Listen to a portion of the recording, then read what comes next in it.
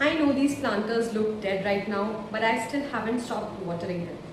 Which honestly sounds a little stupid when you look at them because they have shrunk, half of them fallen off, the color looks dull, and every morning they somehow look even more tired than the previous day, and there's hardly any scope.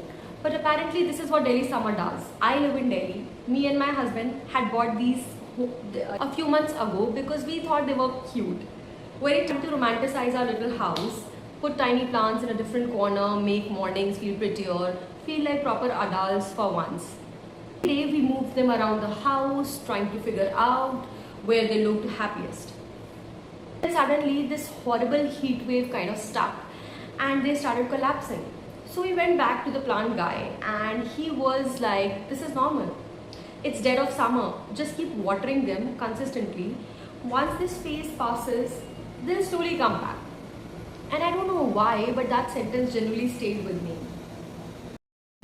Because I realized the hardest part about nurturing anything is continue doing it during the phase where absolutely nothing looks hopeful.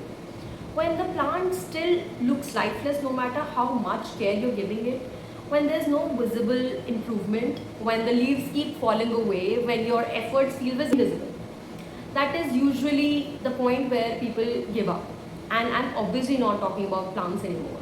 What I'm trying to say is think of it as a children because every child has their own pace, their own emotional world, their own way of learning and understandings.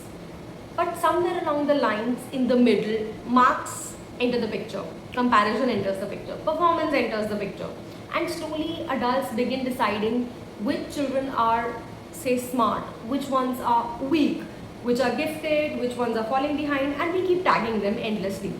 And without even realizing, the nurturing changes, the patience changes, the belief changes, the emotional investment in a kid changes.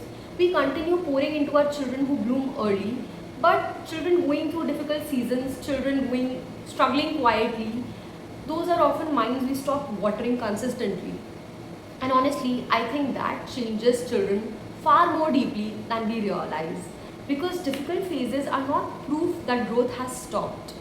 Sometimes it's just summer, and we as parents need to realize it. And I really think our responsibility as adults, as parents, is not to stand there judging the plant while it's struggling. It's to continue showing up for it while it's still struggling, while there's still scope.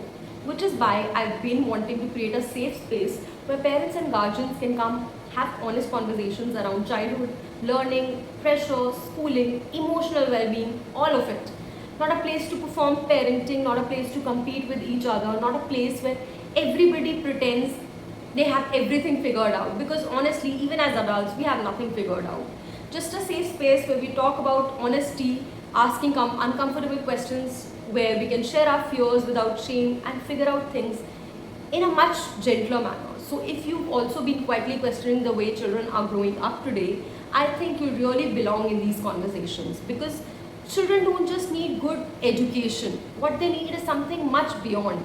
They need adults who continue watering them even during the hardest seasons. So if you're with me on this, keep